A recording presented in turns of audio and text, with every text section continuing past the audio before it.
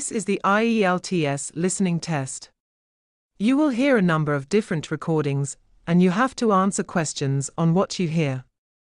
There will be time for you to read the instructions and questions, and you will have a chance to check your work. All the recordings will be played once only. The test is in 4 parts. At the end of the test, you will be given 10 minutes to transfer your answers to the answer sheet.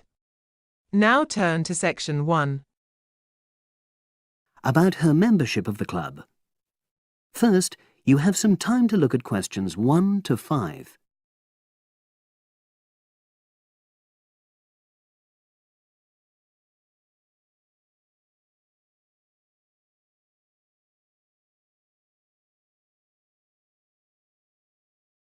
Now we shall begin. Listen carefully and answer questions 1 to 5. Oh, excuse me. I wonder if you'd have the time to take part in some market research. What's it about? About this club and your experiences and opinions about being a member. It'll take less than 5 minutes. Oh, OK then, as long as it's quick. Can I start by taking your name? It's Selina Thompson. Is that Thompson? Yes. Okay, great. Thanks. And what do you do for a living? Well, I'm an accountant, but I'm between jobs at the moment. I understand. But that's the job I'll put down on the form. And would you mind my asking which age group you fall into? Below 30, 31 to 50, and above? Over 50, I think we can safely say. Great, thanks. And which type of membership do you have? Sorry, I'm not sure what you mean. Do you mean how long? No, is it a single-person membership? Oh, right, no, it's a family membership. Thanks. And how long have you been a member?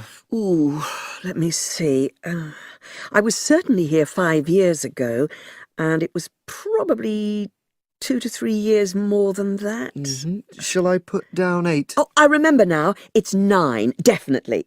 Sorry. No problem. I've got that. And the last question in this first part is, what brought you to the club? Sorry? How did you find out about the club?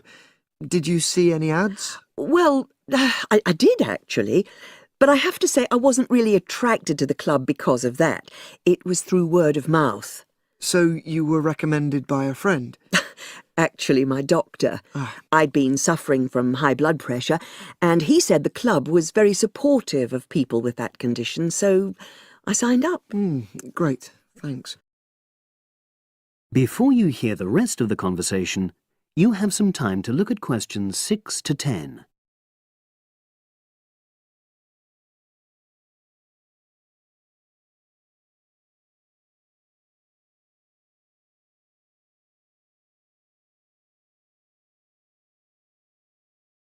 Now listen and answer questions 6 to 10. Now, for the second part of the form, I want to ask a bit more about your experience of the club. Sure. How often would you say you use the club? It varies enormously, depending on how busy I am. Of course. But on average, per month? I'd say it averages out at twice a week. OK, so 8 on average. Yeah, and 4 of those are aqua aerobics classes. That leads me to the next question. Would you say the swimming pool is the facility you make most use of? Fair to say that, yep. Right, thanks. And are there any facilities you don't use? One area I realise I've never used is the tennis courts. And there's one simple reason for that. You don't play tennis? Actually, I'm not bad at it. Oh. It's that I'm not happy having to pay extra for that privilege. Oh, right. I've made a note of that. Thanks. Now, in the last section, are there any suggestions or recommendations you have for improvements to the club? Only about health and fitness? Anything at all? Well, I'd like to see more social events. Oh, It isn't just a question of getting together for games or classes, but other things, you know. yes, sure. And another thing that I was thinking, when I had my yoga class in the gym last night, we were all sweltering in the heat, was that I think they should put in, or, you know... Air conditioning. That's exactly what I mean. The rooms are really light and well designed, but they do need proper installations. Sure. Well, I've made a note of that. Good. So, is there anything else you'd like to suggest? About quality of service, for example? Oh, everyone's very nice here. They couldn't be more friendly and helpful. Oh, but I tell you what, it's a shame the restaurant isn't open in the evening on Saturday, and Sunday as well, for that matter. Oh. So, the club should... Open it later on those days. OK. Well, thank you very much. That's all the questions I have. That is the end of Section 1. Now, you have half a minute to check your answerers.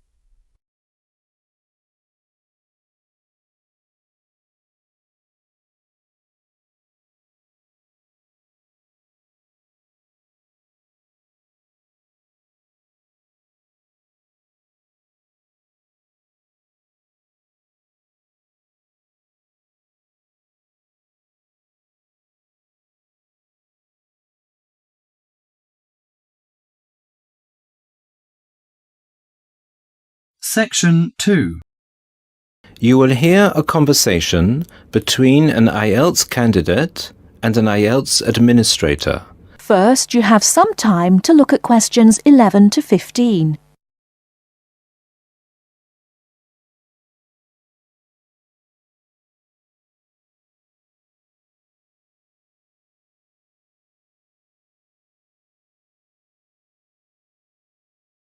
Now, listen carefully and answer questions 11 to 15. Good afternoon.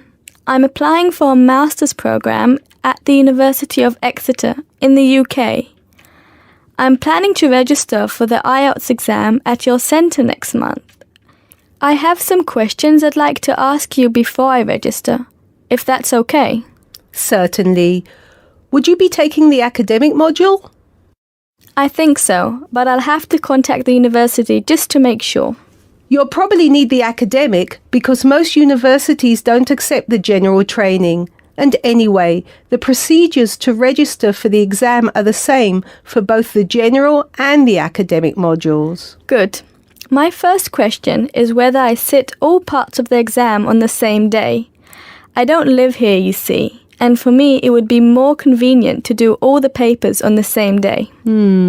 Unfortunately, the speaking part is scheduled for Thursdays, and reading, writing and listening tests take place on Saturdays. We can't change the days, I'm afraid. That's a pity. Well, never mind.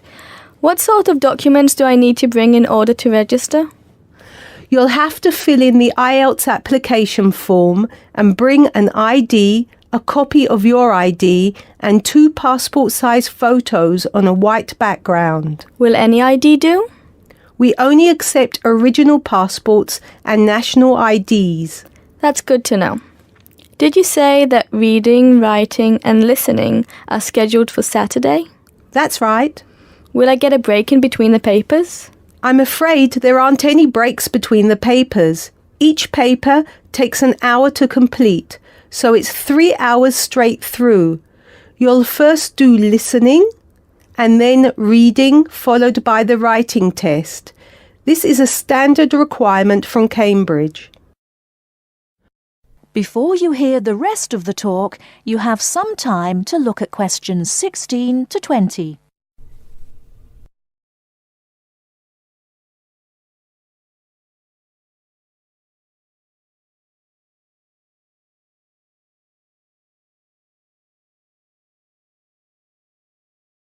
Now listen and answer questions 16 to 20.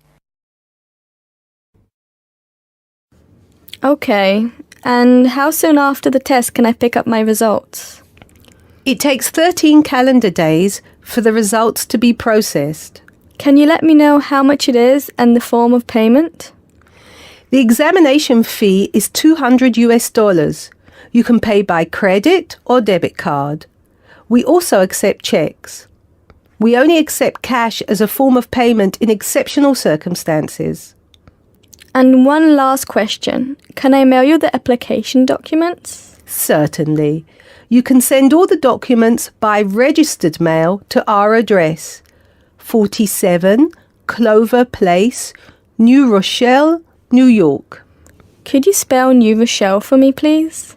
Certainly. Newerrochelle.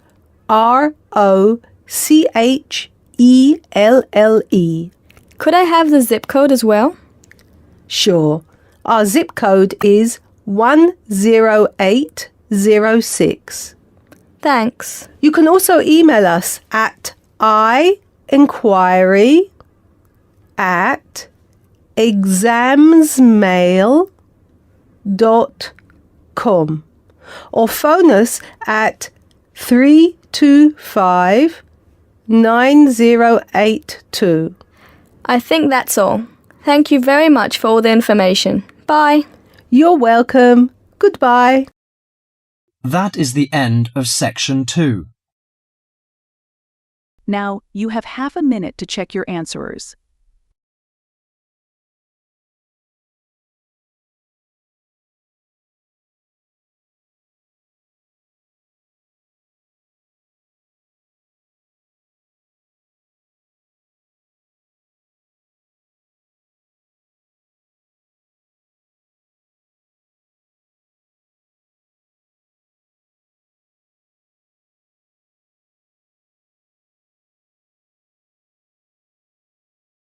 Now turn to Section 3. Section 3. You will hear Peter Walsh being interviewed for a job. Listen and choose the correct answer for each question. First, you have some time to look at questions 21 to 25.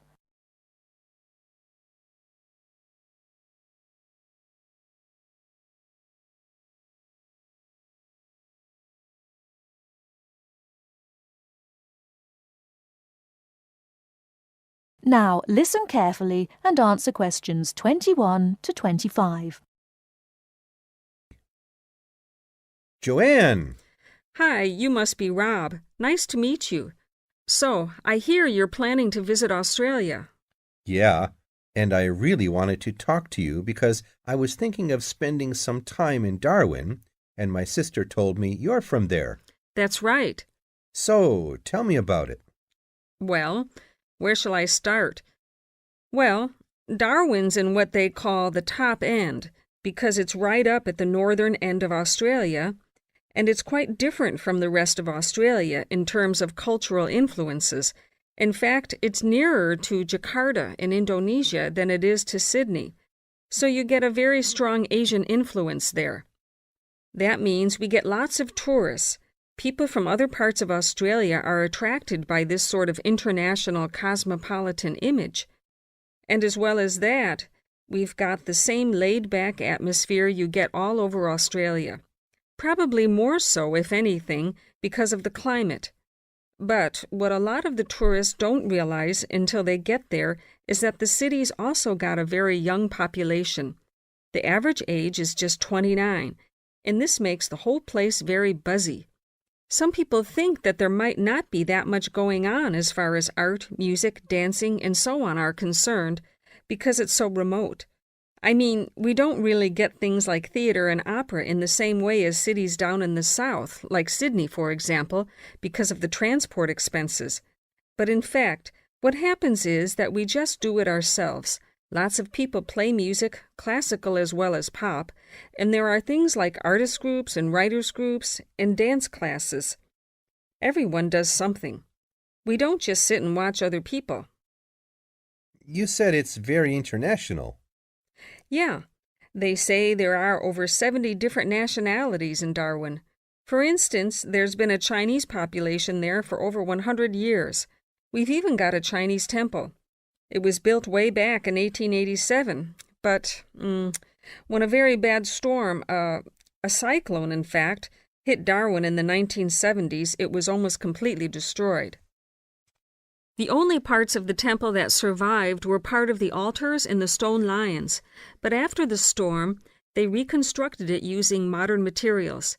It's still used as a religious center today, but it's open to tourists too, and it's definitely worth going to see it. Oh, and as far as getting around goes, you'll see the places that advertise bicycles for hire, but I wouldn't recommend it. A lot of the year, it's just so hot and humid.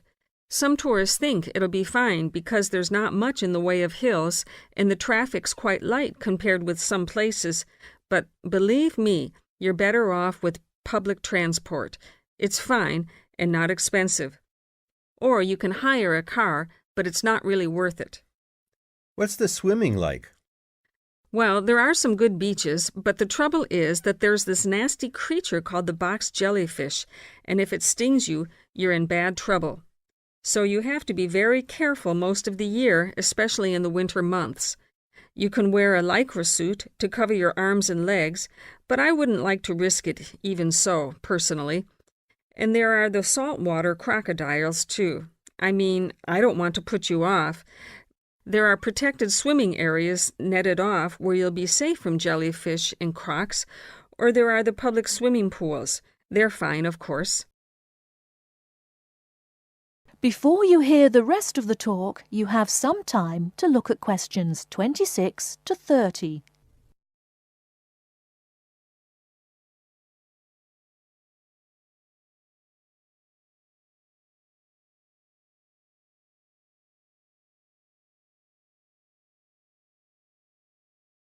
Now listen and answer questions 26 to 30. And answer the questions. Please sit down, Mr. Walsh. My name's Jane Swain, and I'm the personnel manager. Hello, how do you do? Now, this is just a short preliminary interview. I'd like to chat about your present job and what you've done up till now. Yes, of course. Well, could you tell me how long you've had your present position in Weston's? It is Weston's, isn't it? Yes, that's right. I am not sure. Let's see. I left university in 2005. Is that right? Yes, 2005.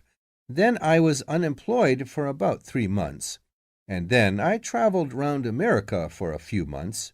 So, yes, it must be about 3 years now, in fact. Yes. And have you any particular reason for wanting to change jobs?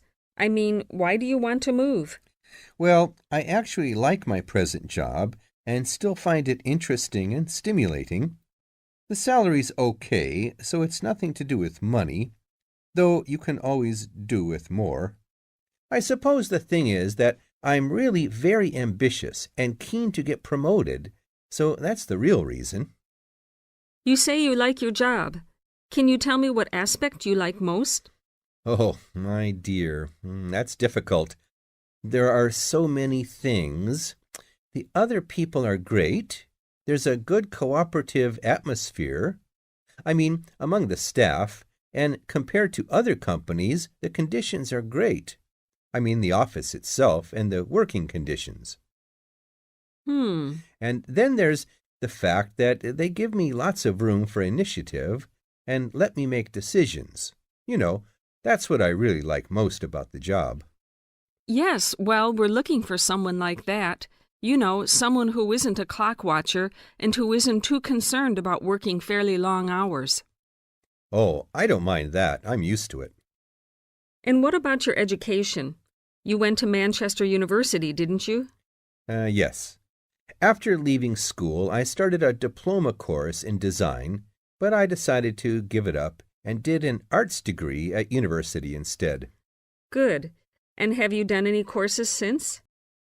That is the end of section 3. Now, you have half a minute to check your answerers.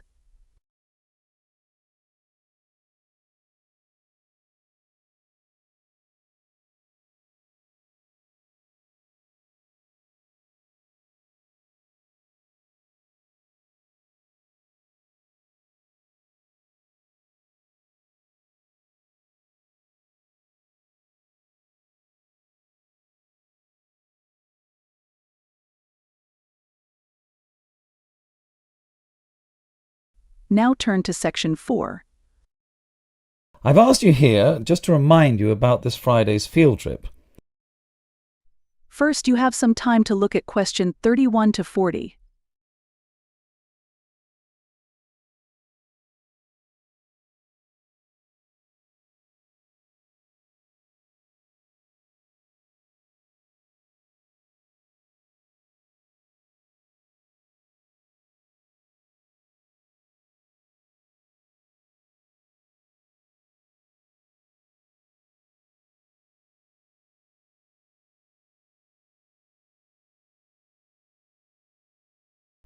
Now listen carefully and answer question 31 to 40.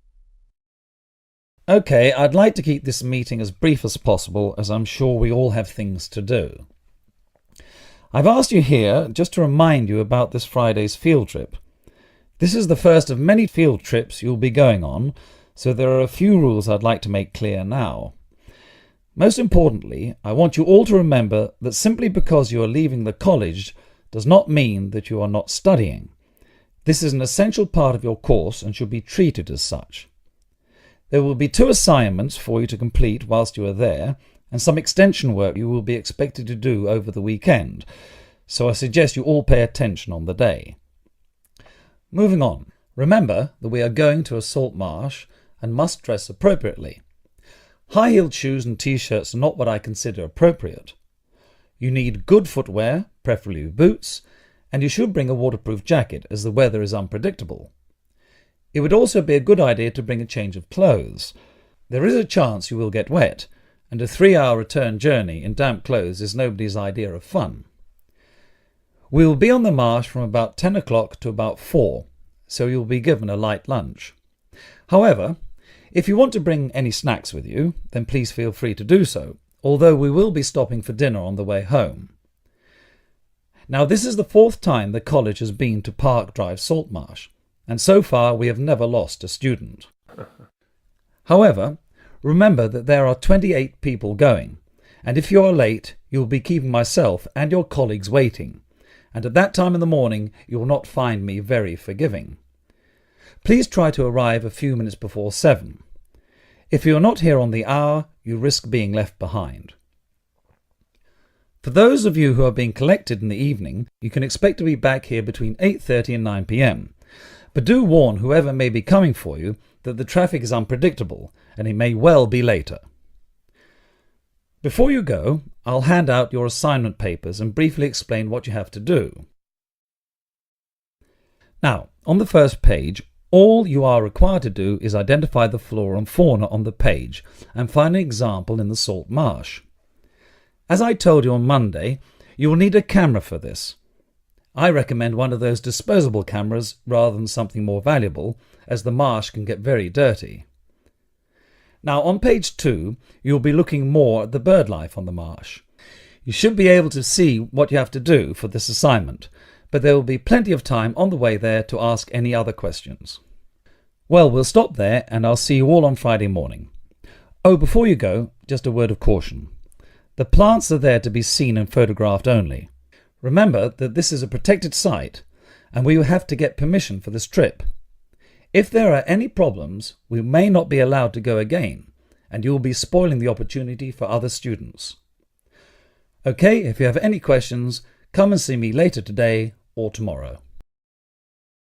That is the end of section 4.